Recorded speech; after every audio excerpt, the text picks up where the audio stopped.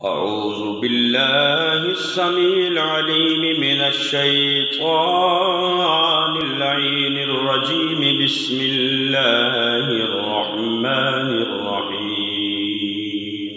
وسيق الذين اتقوا ربهم إلى الجنة زمرا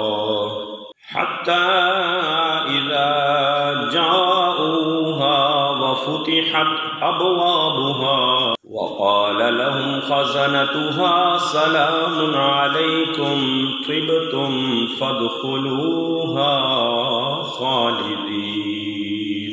صدق الله العظيم وصدق رسوله النبي الأمين الكريم. الصلاة والسلام عليك يا رسول الله وعلى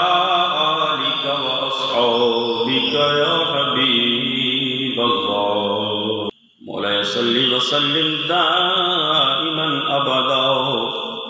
على حبيبك خير الخلق كلهم. يا ربي بالمصطفى بلغ مقاصدنا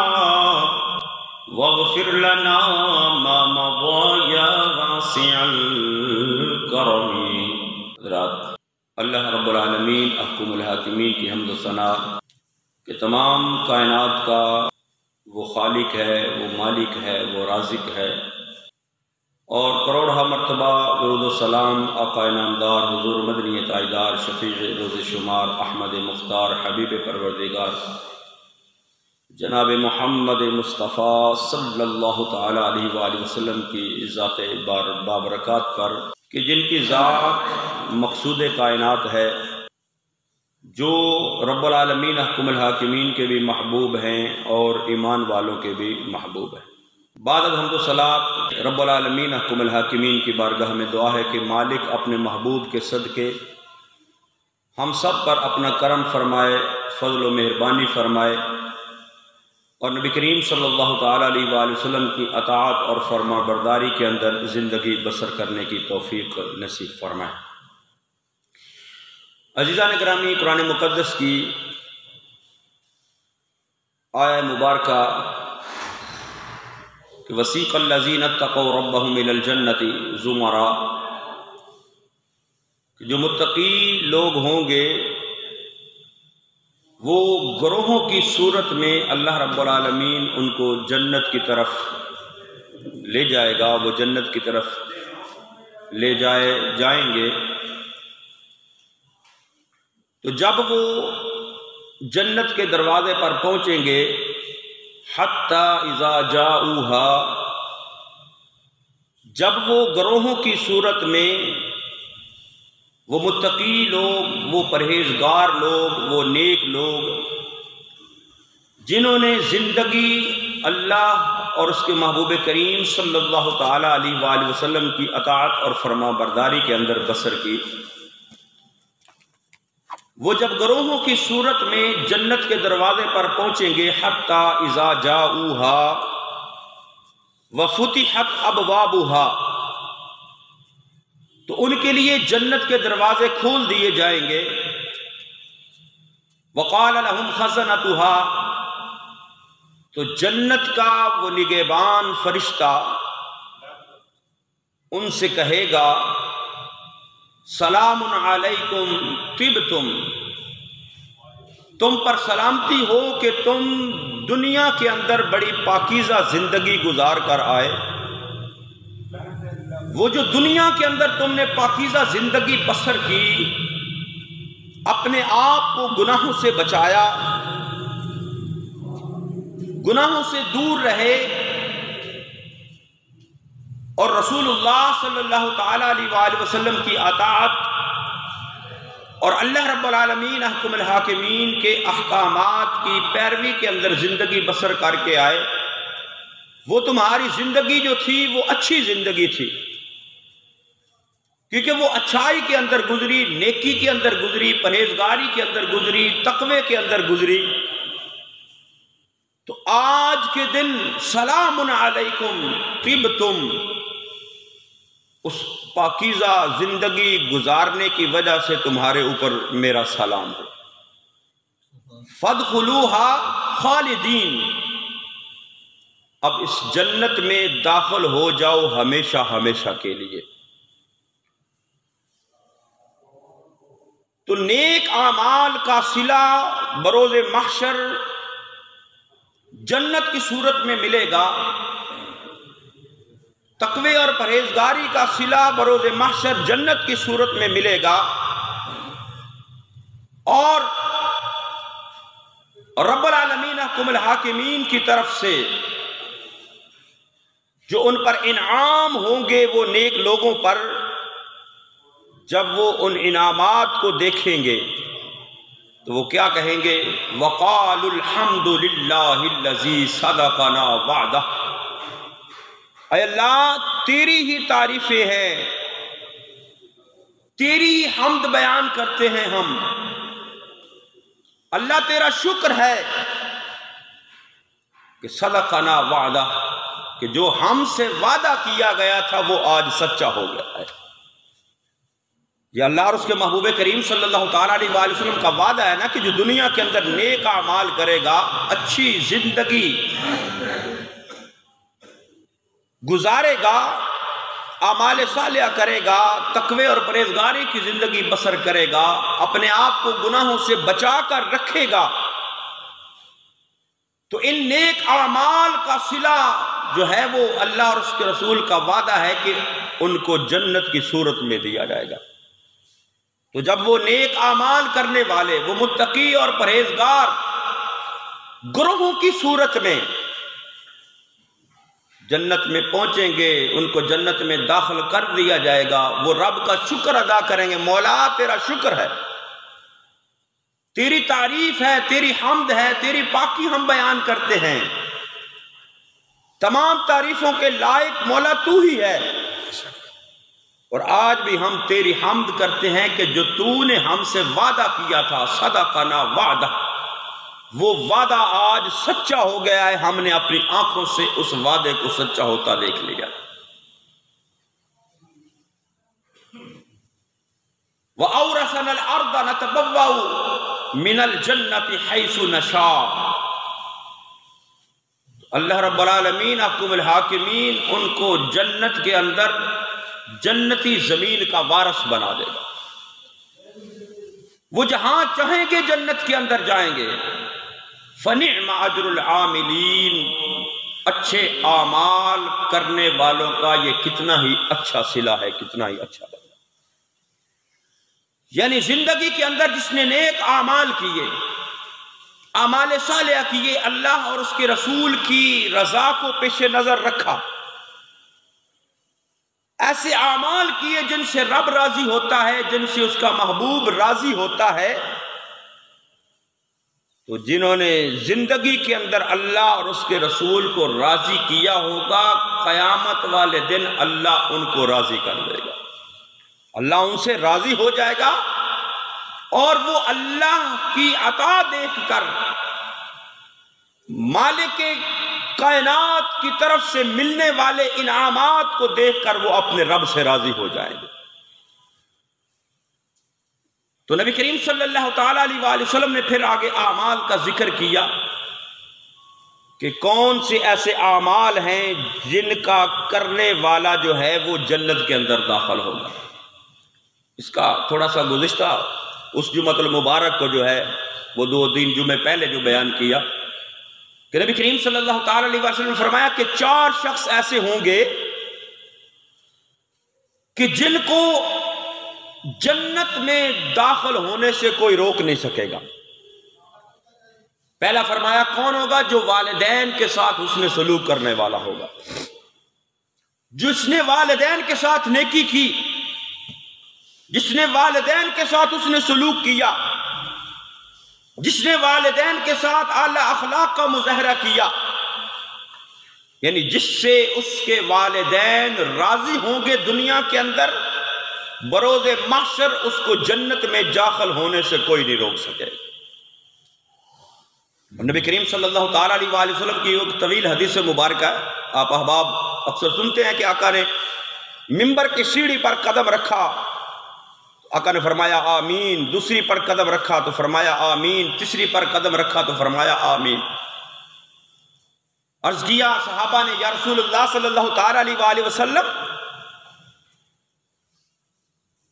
آج آپ نے یہ خلاف معمول اپنی زبان اقدس سے یہ آمین آمین آمین کے الفاظ ادا فرمائے ہیں، یہ ہماری سمجھ میں بات نہیں آئی۔ تو نبی رحمت صلی اللہ تعالی علیہ وسلم فرمایا جب میں نے ممبر کی سیڑھی پر قدم رکھا اللہ کا فرشتہ جبریل میرے پاس آیا، اس نے رب کے حکم سے آ کر دعا کی اور اس کی دعا پر میں نے آمین کہا۔ وہ دعا کیا تھی جو جبریل امین نے کی؟ ایک، جبریل امین نے دعا کی کہ وہ شخص ہلاک ہو جائے جس کے زندگی کے اندر رمضان المبارک کا مہینہ آئے اور وہ روزے رکھ کر جنت حاصل نہ کرے، وہ شخص تباہ و برباد ہلاک ہو جائے۔ آقا نے اس دعا پر آمین۔ پھر جبریل امین نے دعا کی کہ وہ شخص بھی ہلاک اور برباد ہو جائے جس کے سامنے نام مصطفیٰ صلی اللہ تعالی علیہ وآلہ وسلم لیا جائے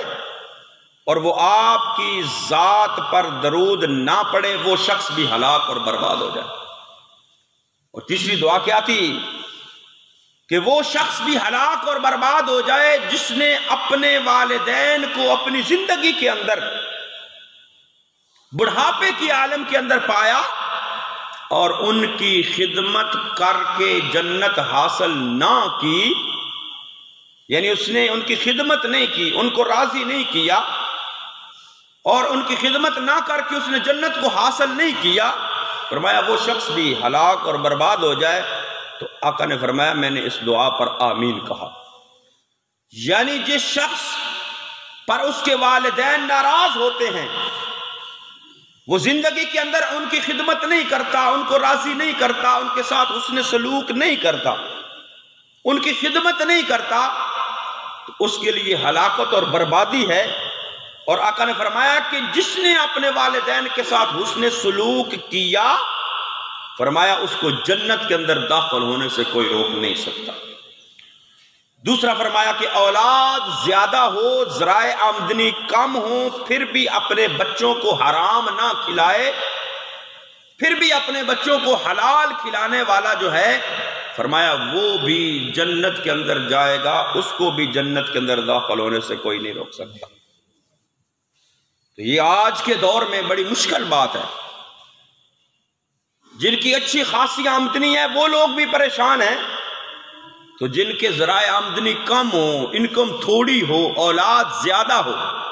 کیونکہ اولاد تو اللہ کی دین ہے نا، اولاد عطا فرمانے والی ذات اللہ کی ہے۔ آج دنیا پریشان ہے، مغرب کے لوگ خاص کر، کہ جی دنیا کی آبادی کو کنٹرول کیا جائے، دنیا کی آبادی کو روکا جائے، آبادی زیادہ ہو گئی تو ان کی خوراک کہاں سے آئے گی؟ ارے خوراک دینے والی ذات، رزق دینے والی ذات وہ رب العالمین حکم الحاکمین، کسی بندے کے اختیار میں نہیں ہے کہ رزق کسی دوسرے کا، بلکہ رزق کا ذمہ رب العالمین حکم الحاکمین نے خود لیا۔ فرمایا وَمَا مِن دَابَّةٍ فِي الْأَرْضِ إِلَّا عَلَى اللَّهِ رِزْقُهَا، فرمایا اس زمین کے اوپر جو رینگنے والے کیڑے ہیں ان تک کا رزق جو ہے وہ اللہ کے ذمہ ہے۔ جب رزق کا ذمہ اللہ کے ذمہ ہے تو پھر اس میں پریشان ہونے کی ضرورت نہیں کہ اگر ہماری اولاد زیادہ ہوگی تو کھائے گی کہاں سے، کیونکہ رزق جو بچہ دنیا کے اندر پیدا ہوتا ہے وہ ماں کے شکم کے اندر ہوتا ہے، تو اس وقت اس کا رزق جو ہے وہ لکھ دیا جاتا ہے۔ ماں کے شکم کے اندر، شکم مادر کے اندر جب بچہ جو ہے وہ 120 دن کا ہوتا ہے، 4 مہینے کا ہوتا ہے، تو اللہ کی طرف سے اس کا رزق جو ہے وہ لکھ دیا جاتا ہے، لیکن ملے گا پھر اس کو ہی جو اس کی کوشش کرے، جو مقدر میں ہے ملنا وہی ہے، لیکن اس کے لیے بھی ضرورت ہے کوشش کرنے کی۔ اگر انسان کوشش ہی نہیں کرے گا اور گھر بیٹھا رہے آرام سے کہ جو مقدر میں ہے وہ مجھے مل کر رہے گا، تو ایسا کرنا جو ہے یہ بھی توکل کے خلاف ہے۔ رب العالمین احکم الحاکمین نے وعدہ فرمایا ہے کہ میں رزق دوں گا۔ ایک شخص جنگل کے اندر گیا، جب جنگل کے اندر گیا تو دیکھا ایک لومڑی ہے، لنگڑی ہے، اس کے پاؤں ٹھیک نہیں ہے، وہ چل پھر نہیں سکتی، ایک جگہ پر بیٹھی ہوئی ہے بے سود۔ تو وہ شخص سوچنے لگا کہ یہ جو لومڑی ہے چل نہیں سکتی، شکار کر نہیں سکتی، تو اس کا رزق جو ہے وہ اللہ اس کو کیسے عطا فرمائے گا؟ اللہ کا تو وعدہ ہے نا، وَمَا مِن دَابَّةٍ فِي الْأَرْضِ إِلَّا عَلَى اللَّهِ رِزْقُهَا، کہ جو بھی زمین کے اوپر ہے، جتنی بھی مخلوقات ہیں، ان سب کا رزق رب العالمین حکم الحاکمین کے ذمہ۔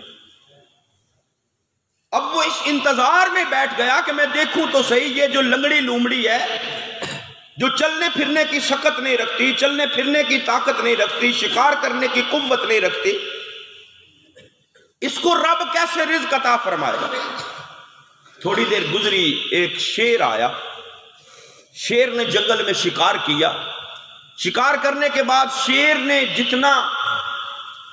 اس شکار میں سے کھانا تھا وہ اپنی خوراک لی اور باقی شکار کو چھوڑ کر وہ چلا گیا۔ اب وہی لومڑی جو لنگڑی تھی، وہ قریب تھی، وہ اپنی ٹانگیں گھسیٹتی ہوئی اس شکار کی طرف پہنچی اور جا کر وہاں سے اس نے اپنی خوراک حاصل کر لی۔ اب اس شخص کو یہ تو یقین ہو گیا کہ جو بھی جاندار زمین کے اندر ہے اس کا رزق اللہ کی طرف سے مقرر کر دیا گیا، وہ اس کو رزق مل کر رہے گا۔ اب اس نے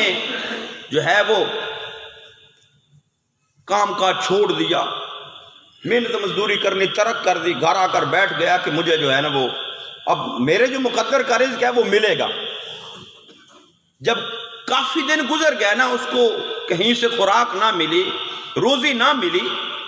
وہ کہنے لگا کہ اللہ کی طرف سے تو وعدہ ہے کہ رزق ملے گا، جب لنگڑی لومڑی کو رزق مل سکتا ہے تو مجھے کیوں نہیں مل سکتا؟ تو ہاتف سے آواز آئی، رزق تو زیر مقدر کا جو ہے وہ تجھے ملے گا، لیکن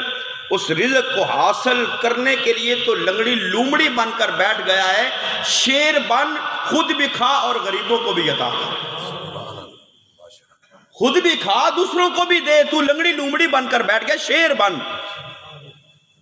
اسی طرح شیخ سعدی فرماتے ہیں کہ ایک شخص، اس نے جب یہ سنا کہ اللہ کی طرف سے رزق مقرر ہے، جو جس کے مقدر میں ہے وہ اس کو مل کر رہے گا، وہ کہنے لگا کہ وعدہ تو ہے اللہ رب العالمین حکم الحاکمین کا، لیکن عطا فرماتا ہے جس کو جو محنت کرتا ہے، تو میں بغیر محنت کے دیکھتا ہوں کہ مجھے کیسے رزق ملے گا۔ شیخ سعدی نے اس کو نقل کیا، جب میں محنت نہیں کروں گا تو مجھ کو کیسے ملے گا؟ وہ ایک جنگل میں چلا گیا اور جا کر جو ہے وہ وہاں بیٹھ گیا، کیا میں دیکھتا ہوں بغیر محنت کے مجھے کیسے رزق ملتا ہے۔ ایک قافلے والے آئے، انہوں نے اس شخص کو دیکھا، دیکھ کر اس کو کہا، وہ بیٹھے، انہوں نے پڑاؤ کیا کہ کھانا کھا لے، اس کو دعوت دی، آجا تو بھی کھانا کھا لے۔ اب اس نے نہ منہ سے کچھ بولا، نہ ان کی طرف گیا، بس منہ بند کر کے بیٹھا رہا۔ انہوں نے سمجھا ہو سکتا ہے بیمار ہو، چل پھر نہ سکتا ہو، تو جا کر جو ہے وہ اس کو کھانا، اس کو کھلانے کی کوشش کی، تو اس نے نہ کھایا۔ پھر انہوں نے قافلے والوں نے سمجھا کہ ہو سکتا ہے یہ بیمار ہو، روٹی وغیرہ نہ کھا سکتا ہو، کوئی نرم چیز اس کے لیے بنا کر جو ہے وہ اس کو کھلائی جائے۔ انہوں نے کوئی نرم چیز تیار کی، تیار کرنے کے بعد جا کر جو ہے وہ جب اس کے سامنے رکھی، اس نے نہ کھائی، تو انہوں نے زبردستی اس کا منہ کھول کر نا وہ نرم چیز جو تیار کی، کھیر وغیرہ، وہ اس کے حلق کے اندر ڈال دی۔ اب جب اس کے حلق کے اندر گئی تو وہ ہنسنے لگا، مسکرانے لگا، تو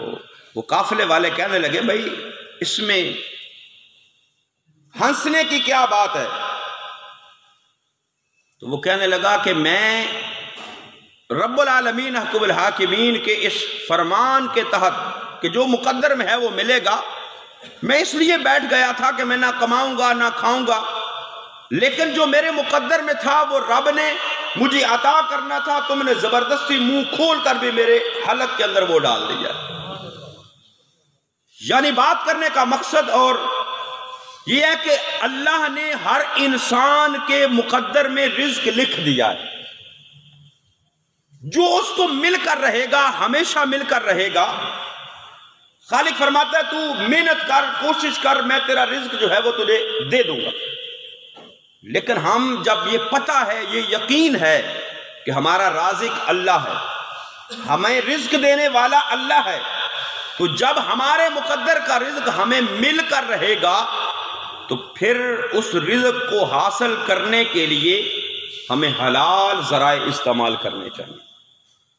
جب حلال طریقے سے کمائیں گے، حلال طریقے سے محنت کریں گے، حلال کام کریں گے تو مقدر کا رزق ملے گا۔ لیکن اگر وہی رزق حاصل کرنے کے لیے ہم نے ذرائع حرام استعمال کر لیے، طریقہ حرام اختیار کر لیا، رزق تو وہی ملے گا مقدر کا، لیکن وہ ہمارے لیے وبال جان بن جائے گا، وہ ہمارے لیے وبال جان بن جائے گا۔ اور نبی کریم صلی اللہ تعالیٰ علیہ وآلہ وسلم کی بارگاہ میں ایک صحابی نے سوال کیا، یا رسول اللہ کوئی ایسا عمل وظیفہ کہ میری دعائیں قبول ہوں۔ آج ہم پریشان ہوتے ہیں، اللہ کی بارگاہ میں دعا کرتے ہیں، دعا قبول نہیں ہوتی، ہم یہ سمجھتے ہیں ہماری دعا قبول نہیں ہوئی، تو ہم جو ہے وہ اللہ کی ذات پر شکوہ کرنا شروع کر دیں۔ نبی رحمت صلی اللہ تعالیٰ علیہ وسلم نے فرمایا، میرے صحابی لقمہ حلال اپنے اوپر لازم کر لے، اللہ تجھے مستجاب الدعوات بنا دے گا، اللہ تیری دعاؤں کو قبول کر لے گا۔ یعنی رزق کے اندر اتنی احتیاط کہ حلال طریقے سے اس کو حاصل کیا جائے، حرام طریقے سے حاصل نہ کیا جائے، تو جب ہمارا رزق حلال ہوگا پھر ہماری دعائیں بھی اللہ قبول فرمائے گا، پھر ہماری دعائیں بھی اللہ قبول فرمائے گا۔ تو نبی کریم صلی اللہ علیہ وسلم نے فرمایا، جس کی اولاد زیادہ آمدنی کم، اپنے بچوں کو حرام نہیں کھلاتا، کیونکہ نبی کریم صلی اللہ تعالیٰ علیہ وسلم نے فرمایا کہ جس جسم کے حصے کی، گوشت کی پرورش حرام کے ساتھ ہوگی، وہ جسم کا حصہ جہنم کے اندر جلایا جائے گا۔ آج ہم اپنے بچوں کے لیے رزق کماتے ہیں، ہم یہ تمیز بھولتے ہیں کہ حلال ہے کہ حرام۔ ہم کس لیے کماتے ہیں کہ ہمارے بچے سکھ سے رہیں، چین سے رہیں، آرام سے رہیں، ہمارے بچوں کو زندگی کی ہر سہولت ملے۔ لیکن ہمیں یہ بھی غور و فکر کرنی چاہیے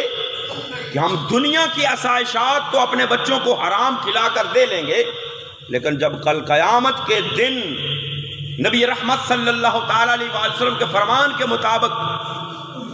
جسم کے جس حصے کی پرورش حرام سے ہوئی ہوگی تو وہ جہنم کے اندر ڈالا جائے گا، تو جب ہماری اولاد کو یا ہمیں حرام کمانے کھانے کی وجہ سے جہنم کے اندر داخل کر دیا جائے گا، تو پھر ہم یہ سوچیں کہ ہم اپنی اولاد کے ساتھ پیار کر رہے ہیں یا اپنی اولاد کے ساتھ دشمنی کر رہے ہیں۔ یہ ہم سوچیں، اپنے گریبانوں کے اندر جھانکیں، دیکھیں، اپنی کمائی پر غور کریں، فکر کریں کہ کہیں ہم حرام تو نہیں کھلا رہے اپنی اولاد کو۔ اگر حرام کھلا رہے ہیں تو ہم اپنی اولاد سے پیار نہیں کر رہے، ہم اپنی اولاد سے دشمنی کر رہے ہیں، اپنی اولاد سے ہم پیار نہیں کر رہے۔ بظاہر تو ہم کرتے ہیں کہ ہم اپنی اولاد کے پیار میں، محبت میں جو ہے وہ جہاں سے ملے بس اکٹھا کرو، نہیں، یہ پیار نہیں ہے، یہ اولاد کے ساتھ دشمنی ہے۔ کیونکہ جس اولاد کو ہم حرام کھلائیں گے ان کا جسم اس حرام سے پرورش پائے گا، تو جب کل قیامت والے دن وہ حرام جسم کو جہنم کے اندر داخل کیا جائے گا تو پھر وہ اولاد کیا کہے گی کہ ابا تو میرے نال پیار کیتا ہے، میں نے حرام کھوا کے۔ وہ تو اولاد کہے گی نا کہ یہ میرے ساتھ دشمنی کی ہے، جو مجھے حرام کھلایا ہے، آج اس حرام کی وجہ سے میں جہنم کے اندر چلا گیا۔ آقا نے فرمایا جس کی اولاد زیادہ آمدنی کم ہوگی لیکن اپنی اولاد کو حرام نہیں کھلاتا، حلال کھلاتا ہے، فرمایا وہ حلال کھلانے والا اپنی اولاد کو، فرمایا اس کو بھی جنت کے اندر جانے سے کوئی روک نہیں سکتا۔ تیسری بات، سچی توبہ ایسی کہ دوبارہ گناہ کرنا مشکل ہو. توبہ تو ہم روزانہ ہی کرتے ہیں، روز کرتے ہیں توبہ، یا اللہ میری توبہ، یا اللہ میری توبہ، یا اللہ میری توبہ، ہماری زبان پر ہوتا ہے. لیکن یہ توبہ کیا ہوتی ہے؟ صرف زبانی توبہ ہوتی ہے. یہ ہماری زبانی کلامی توبہ ہوتی ہے. سچی توبہ جب انسان اگر کرتا ہے تو پھر وہ اس گناہ کی طرف واپس نہیں جاتا. جس گناہ سے توبہ کرتا ہے اس گناہ کو پھر دوبارہ وہ نہیں کرتا ہے. یہ ہوتی ہے سچی توبہ. یہ نہیں کہ صبح توبہ کی، یا اللہ میری توبہ، شام کو پھر وہی کام، شام کو توبہ کی، صبح پھر وہی کام. حالانکہ انسان ہے، خطا کار ہے، غلطی اس سے ہو جاتی ہے. تو جب غلطی ہو جائے تو غلطی کی تو معافی ہے، لیکن بندہ جان بوجھ کر ایک مرتبہ توبہ کرے، پھر جان بوجھ کر اس گناہ کو پھر کر لے، پھر جان بوجھ کر پھر اس گناہ کو کر لے، تو یہ توبہ توبہ نہیں ہوتی. سچی توبہ وہی ہوتی ہے جو ایک گناہ چھوڑنے کا ارادہ کیا ہے، توبہ کیا ہے، دوبارہ زندگی کے اندر وہ گناہ شامل نہ ہو. تو اگر فرمایا جس نے ایسی سچی توبہ کی، فرمایا اس کو بھی جنت کے اندر جانے سے کوئی روک نہیں سکتا. چوتھی بات فرمایا جو وہ عورت جس نے اپنی ساری صحت، اپنا سارا حسن، اپنی ساری جوانی اپنے خامند کے لیے رکھی. یعنی یہ خامند کا حق ہوتا ہے نا میاں بیوی کا، عورت پر مرد کا حق ہے جس کے ساتھ اس کا نکاح ہوتا ہے. تو اس کے حق کے اندر وہ حق تلفی نہ کرے، اپنی عزت کو بچا کر رکھے، اپنی جوانی کو بچا کر رکھے، اپنے حسن کو بچا کر رکھے، اپنی شرافت کو بچا کر رکھے. تو فرمایا جس عورت نے ایسا کیا، فرمایا وہ عورت جنت کے اندر داخل ہوگی، اس کو جنت کے اندر داخل ہونے سے کوئی نہیں روک سکتا. یہ غالباً کل میں ایک واقعہ پڑھ رہا تھا کہ ایک شخص اپنے والد کی قبر پر گیا، اس کا والد فوت ہو گیا، والد کی قبر پر گیا.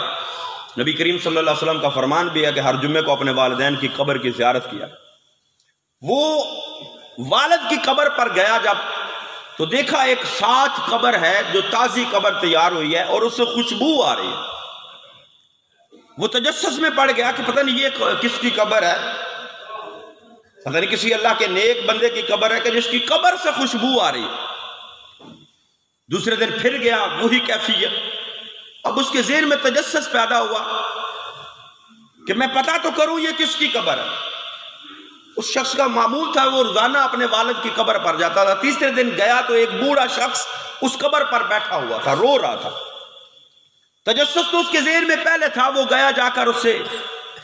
دعا سلام کی، السلام علیکم کہا، اور بزرگ سے پوچھنے لگا کہ یہ کس کی قبر ہے جس کی قبر کے اوپر آپ بیٹھے ہوئے ہیں، اور اس کا عمل کیا تھا کہ جس کی وجہ سے اس کی قبر کے اندر بھی آج خوشبوئیں آ رہی ہیں.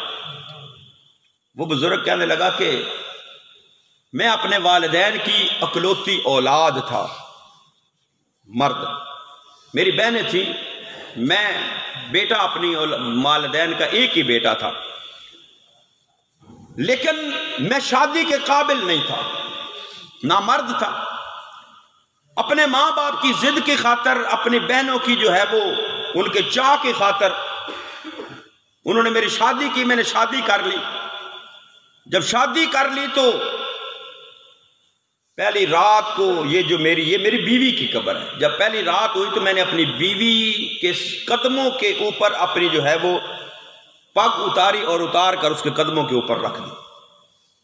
اور اس کو بتایا کہ میں اس قابل نہیں ہوں کہ شادی کے، لیکن میں نے اپنے والدین کی ضد،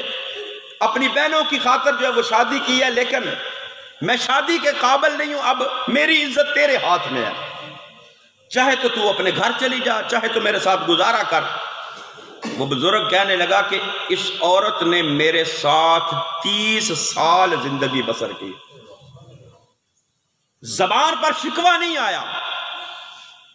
میرے والدین کے تانے سنے، میری بہنوں کے تانے سنے کہ یہ بانجھ ہے، اولاد پیدا کرنے کے قابل نہیں. اس نے ان کے تانے سنے لیکن میری عزت پر حرف نہیں آنے دیا. یعنی اپنے خامند کی عزت کا اتنا لحاظ کیا، اتنا پاس رکھا کہ خود پر جو ہے وہ تان و تشنی کے تیر برداشت کر لیے۔ تو 30 سال گزرنے کے بعد جب اس کا انتقال ہوا ہے، اس کو قبر کے اندر جب رکھا ہے، اس دن سے اس کی قبر سے جنت کی خوشبوئیں آ رہی ہیں۔ آقا نے فرمایا وہ عورت جو اپنی جوانی، اپنا حسن، اپنی عزت اپنے خامند کے لیے بچا کر رکھے، اس کے اندر خیانت نہ کرے، فرمایا وہ عورت جو ہے وہ بھی جنت کے اندر جائے گی، اس کو بھی جنت کے اندر جانے سے کوئی روک نہیں سکتا۔ تو یہ اعمال ہیں، نیک اعمال ہیں، اعمال صالح ہیں، جو انسان کو متقی بناتے ہیں، پرہیزگار بناتے ہیں، جو اللہ اور اس کے رسول کی فرما برداری سکھاتے ہیں۔ تو جب بندہ ایسی زندگی بسر کر کے جاتا ہے تو خالق فرماتا ہے یا ایتھا النفس المطمئنہ ارجعی الی ربک راضیۃ مرضیہ فادخلی فی عبادی وادخلی جنتی۔ خالق فرماتا ہے تو دنیا کے اندر مجھے راضی کر کے آیا ہے، آج میں تجھے جنت میں مقام دوں گا جس کو دیکھ کر تو میرے اوپر راضی ہو جائے گا۔ فرمایا وسیق الذین اتقوا ربهم الی الجنۃ زمرا حتی اذا جاؤوها وفتحت ابوابها وقال لهم خزنتها سلام علیکم طبتم فادخلوها خالدین۔ فرمایا جو تقوی اور پرہیزگاری کے ساتھ زندگی بسر کرتے ہیں، اللہ ان کو گروہوں کی صورت میں جنت میں داخل کرے گا، جنت کے فرشتے ان کو سلام کریں گے اور ہمیشہ ہمیشہ کے لیے جنت کے اندر رہیں گے۔ تو رب العالمین حکم الحاکمین ہمیں بھی ایسے نیک اعمال کرنے کی توفیق نصیب فرمائے، آمین۔ وما علیہ الا البلاغ۔